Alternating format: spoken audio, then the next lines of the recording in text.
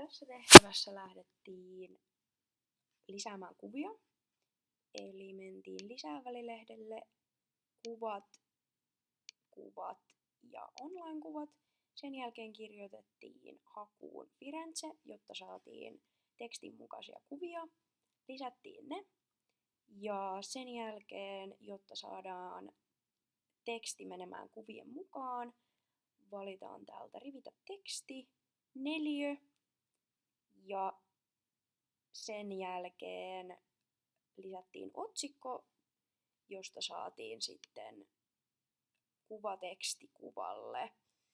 Ja näitä tehtiin 3 kappaletta.